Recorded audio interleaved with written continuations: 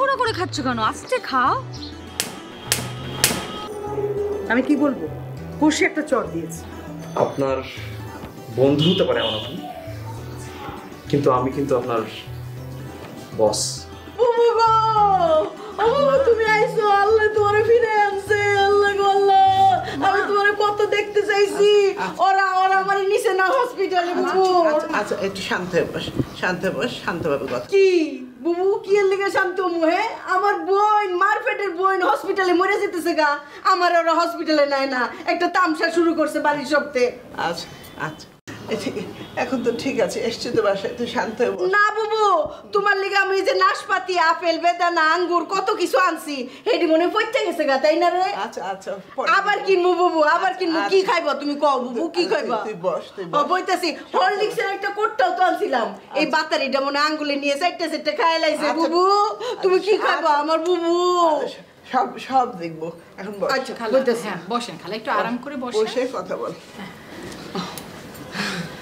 আচ্ছা খালা, মা তো মাত্র এলো, একটু ঘরে গিয়ে চেঞ্জ করে ফ্রেশ হলে আরাম লাগবে। এই আচ্ছা হ্যাঁ আচ্ছা যাও চলো যাও মা, যাও বুবু আপনার জন্য ওরা ঘর সাজিয়ে রেখেছে। কেন ঘর সাজানো কি দরকার? ওই যে আমি বলেছিলাম, তারপর বলে না মা এতদিন পরে আসছে। ঝুমুর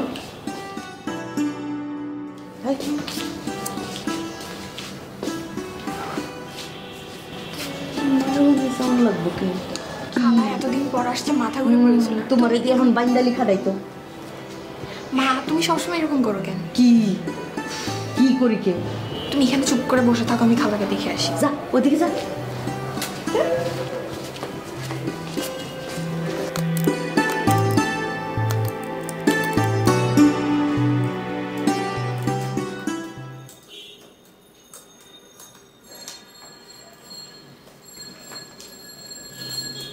আমাকে ডেকেছিলে?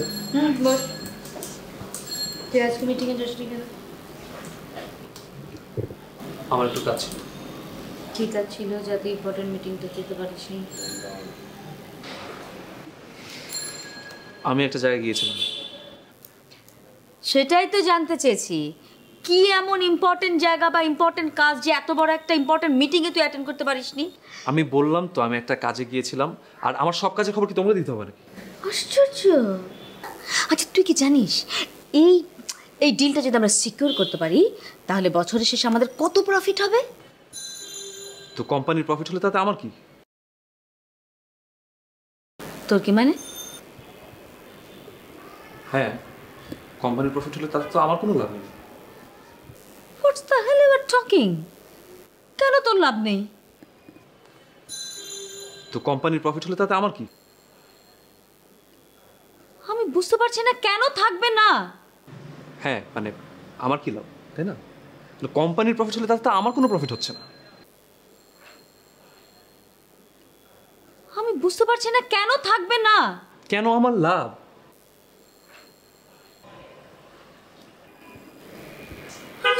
সবই তো তোরই লাভ। কোম্পানির প্রফিট যতই আসুক, তাতে আমার লাইফস্টাইলের কোনো চেঞ্জ আসবে না। মাস শেষে আমার তোমার কাছে হাত পাততে হবে টাকার জন্য, একটা ভিখারির মতো। আমি কি আর কোম্পানির প্রফিট বুঝে পাবো? সেটার জন্য কি তুই দায়ী না? কেন? আমি কি করেছি? কি করিসনি? কি করিসনি? কোন ভালো কাজটা করতে তুই বাদ রেখেছিস? হ্যাঁ, মদ, জোয়া, মেয়ে মানুষ। তো শুকর করা উচিত, থ্যাঙ্কস বলা উচিত আমাকে যে এখনো তোকে আমি টাকা দিয়ে যাচ্ছি। হ্যাঁ, আমি তো সেই কথাই বলছি। কেন আমাকে আমার পাওনাটা বুঝিয়ে দেওয়া হচ্ছে না? আমরা তো একই বাবা মায়ের সন্তান, তারপরে কেন আমাকে আমার পাওনাটা বুঝিয়ে দেওয়া হচ্ছে না? তুই তোর কোন পাওনাটা বুঝে নিতে চাচ্ছিস? কেন আমার বাবার সম্পত্তির উপর আমার কোনো অধিকার নেই? Oh my god, for your kind information, না তোর বাবার কোনো কিছুর প্রতি তোর কোনো অধিকার নেই, কারণ এখন যা কিছু তুই দেখছিস পাচ্ছিস সব আমার করা। এসব ইমোশনাল কথাবার্তা বলে কোনো লাভ নেই। তুমি আজকে যা করেছো সব বাবার করে দেওয়া ফাউন্ডেশনের উপর করেছো, আর তোমার বাবা যেহেতু আমার বাবা, সেটার উপর আমারও সমান অধিকার আছে। সায়েম, তুই এখন আমার সামনে থেকে যা। সত্যি কথা বললে তো এখন সবাই গাছ। সায়েম, আমার সামনে থেকে যা।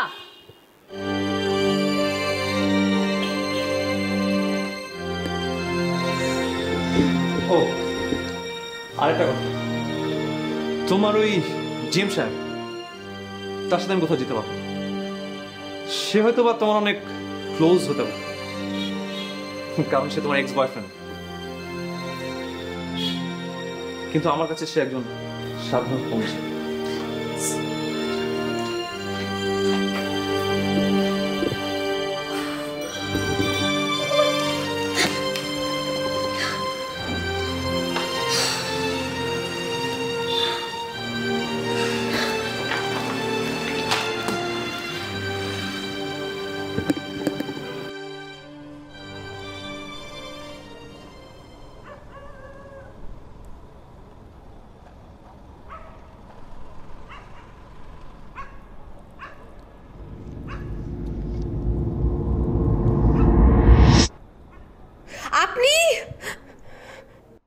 চুপ, একদম চুপ, আস্তে কথা বলেন। আপনার ভাই খলিল সাহেব, মানে আমার কলিগ, আমি আসতেই পারি? আসতে পারেন, কিন্তু আমার রুমে কেন? আপনি অন্য কোথাও গিয়ে বসতে পারেন, কিন্তু আমার রুমে কেন? দেখুন, আমি কিন্তু বাসায় আপনাকে চিনি না। কাজটা যেহেতু আপনার সাথে, তাই ভাবলাম শুধু অন্য রুমে না যে ভাবলাম আপনার কাছে চলে আসি। আপনি এখান থেকে চলে যান, আপনি এখান থেকে চলে যান, আপনি চলে যান এখান থেকে। কেন, টাকা নেবেন না? কি? কিসের টাকা? কমিশন নেবেন না? না না, আমার লাগবে না, আমি কমিশন নিব না।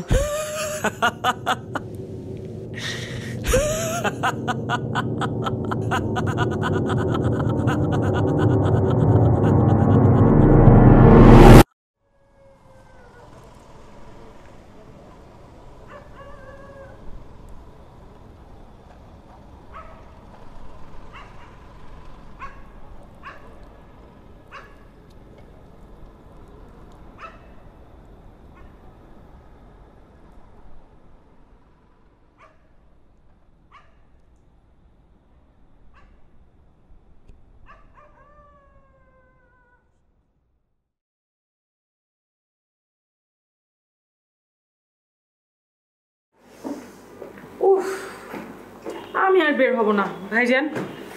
ঢাকা শহরে এত জ্যাম, কি করে মানুষজন বাস করবে? একদিনেই আম্মুর এই অবস্থা, আর আমি যে ডেইলি বের হই ওইটা। প্রোগ্রাম কেমন হলো? প্রোগ্রাম ভালোই ছিল, বিরিয়ানিটা মজা ছিল না, তাই না মা? না, কোথায়, খারাপ না, ভালোই ছিল। তোর মা যখন কইছে ভালো ছিল তাহলে ভালোই ছিল।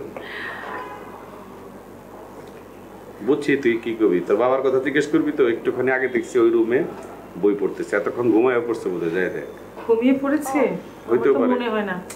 দেখি মশারিটা টাঙিয়ে দিয়েছে, আমি তো বিপদ হয়ে যাবে।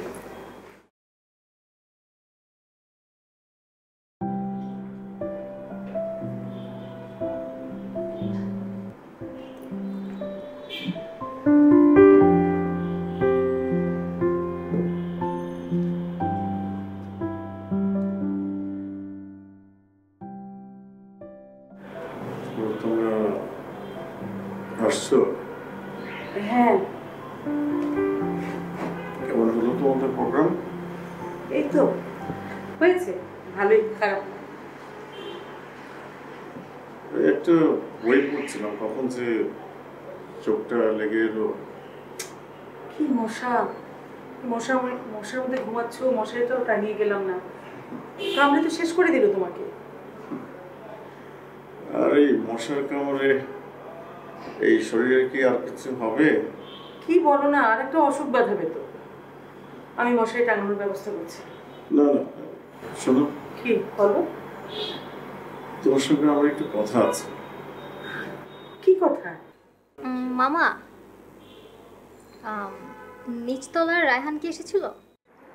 আমাদের ভাড়াটিয়া খলিল সাহেবের ভাই রায়হান এসেছিল। কেন?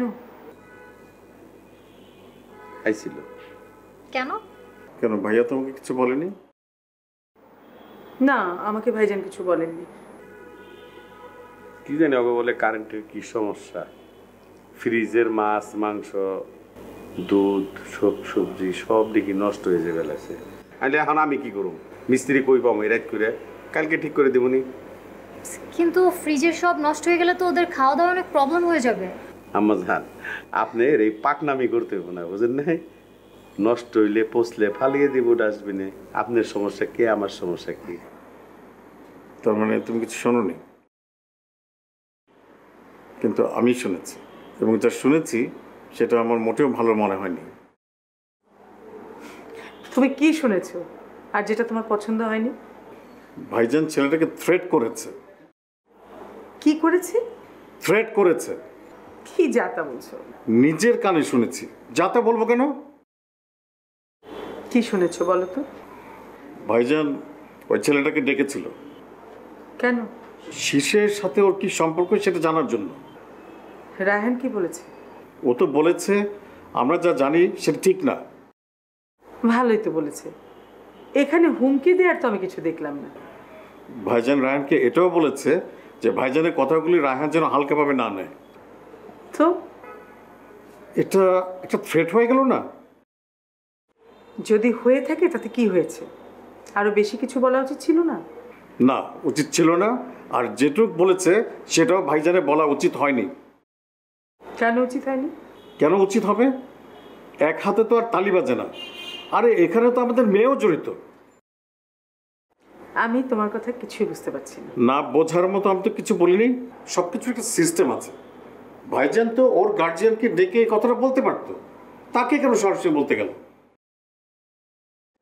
শোনো, ভাইজান যা বলেছেন নিশ্চয়ই বুঝে শুনে বলেছেন। আর তোমার যদি এতই খারাপ লাগে তুমি নিজে গিয়ে বলোনি কেন? আরে আমি গিয়ে কি করতাম? আমি তো আর ছেলেটাকে ডাকিনি। তাহলে এসব কথাবার্তা কেন বলছো? আশ্চর্য, আমি আমার নিজের বউয়ের সঙ্গে কথা বলতে পারবো না? বুঝলাম আমি পঙ্গু, তোমাদের আশ্রিত, কিন্তু তাই বলে আমি আমার নিজের সন্তানের ভালো মন্দ বুঝবো না? বলতে তো তোমাকে কেউ মানা করেনি। যার কথা তাকে না বলে তুমি কেন আমাকে কথা শোনাচ্ছ? আমি তোমাকে কথা শোনালাম কোথায়? না না, তুমি ওকে কথা শোনাচ্ছ না, তুমি আমাকে প্রেমের গান শোনাচ্ছ। অন্যের করুণায় যারা বেঁচে থাকে তাদের কখনো প্রেম আসে না।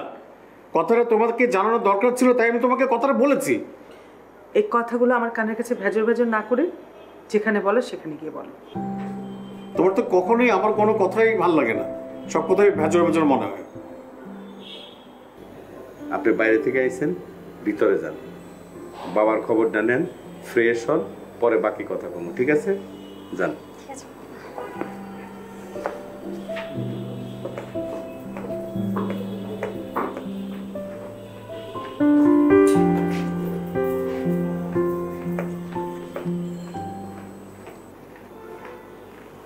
তোর পুতুলের মতো করে সাজিয়ে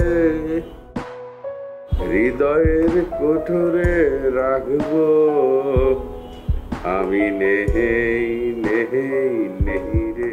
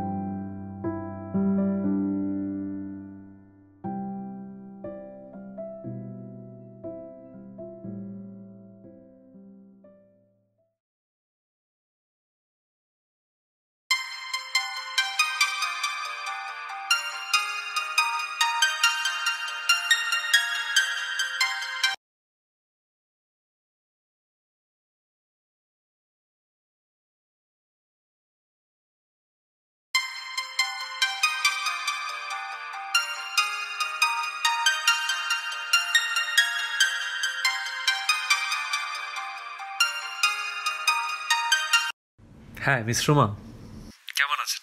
এই সময় কল করলেন? হ্যাঁ কল করলাম, কথা আছে সেজন্য কল করলাম। কাল আমার সাথে একটু দেখা করতে পারবেন? দেখা না হয় করলাম, কিন্তু ব্যাপারটা কি সেটা বলুন। যা বলার তা দেখা করে বলবো, এখন রাখি। হ্যালো।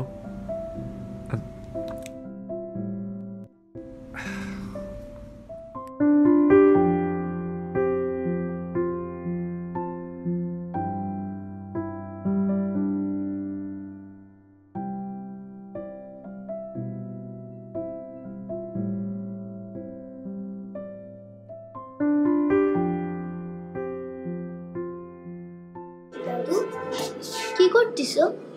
কি করবো, তোমার মা তো আমাকে কোনো কাজ করতে দেয় না, বসে আছে। বসে আছো? আচ্ছা দাঁড়াও, আজকে আমি তোমার সাথে এখন একটা গল্প করবো। আমি তোমাকে আমার প্রিয় গল্প শোনাই। হ্যাঁ শুনবা? কবিতা পড়ো না গল্প বলো? কবিতা বলি। সংকল্প লিখেছেন কাজী নজরুল ইসলাম। থাকবো না গো বদ্ধ করে, দেখবো এবার জগৎটাকে কেমন করে ঘুরছে মানুষ যুগান্তরের ঘূর্ণি পাকে, দেশ হতে দেশান্তরে ছুটছে তারা কেমন করে, কিসের নেশা কেমন করে মরছে যে বিল লাখে লাখে, কিসের আশা করছে তারা বরণ মরণ যন্ত্রণাকে, হাওড়ে চড়ে যায় যে থেকে চন্দ্রলোকের অচিনপুরে, শুনবো আমি ইঙ্গিত কোন মঙ্গল হতে আসছে উড়ে, পাতলা ফেরে নামবো নিচে উঠবো আবার আকাশ ফুরে, বিশ্বজগৎ দেখবো আমি আপন হাতের মোটর পুরে। দাদু ভাই যেমন শুনলি মানিক সাঁতরাতে ধন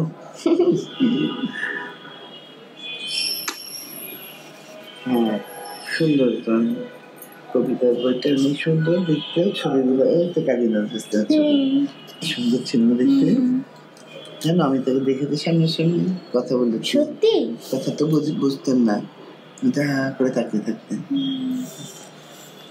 অসুস্থ তুই তাকিয়ে থাকতেন ট্যাপ করে একদম, কি জানি অসুখের তো কথা বলতে পারতেন না। আচ্ছা দাঁড়াও, তোমাকে একটা গল্প শুনি। যে একটা গল্প আছে, দেখো গল্পটার নাম এই দেশ এই মানুষ। গল্প শুনতে আচ্ছা খুব তুমি ভালো পড়ে লাগে। শোনো না। তুমি পড়ো আমি শুনি। সার্থক জন্ম আমরা জন্মিয়েছি এই দেশে। কবি এর কথার অর্থ আমাদের সৌভাগ্য ও সার্থকতা যে আমরা এদেশে জন্মিয়েছি। আমরা বাঙালি, আমাদের প্রায় সকল লোক বাংলায় কথা বলে।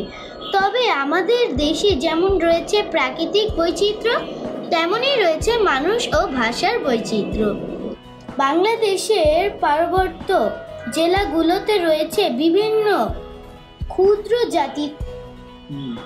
জাতি সত্তার লোকজন। এই দেশে কেউ চাকমা, কেউ মারমা, কেউ মুরং ইত্যাদি। এছাড়া রাজশাহী আর জামালপুরে রয়েছে সাঁওতাল ও রাজবংশীদের বসবাস। তাদের রয়েছে নিজ নিজ ভাষা। একই দেশ অথচ কত বৈচিত্র্য, এটাই আমাদের দেশের গর্ব। সবাই সবার গৌরব।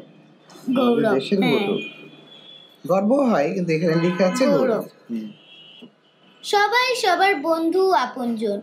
এই দেশে রয়েছে নানান ধর্মের লোক, হিন্দু, মুসলমান, বৌদ্ধ ও খ্রিস্টান। সবাই মিলে মিশে আছে যুগ যুগ ধরে। এরকম খুব কম দেশেই আছে। আবার আমাদের বাংলাদেশের বাইরেও অনেক বাঙালি আছে। বাবারে কি সুন্দর করে পড়ে আমার শুনতে। তারপরে দেখো কত খারাপ চুলি। বাংলাদেশের এই যে মানুষ, তাদের পেশাও কত বৈচিত্র্য। বৈচিত্র্য না বিচিত্র।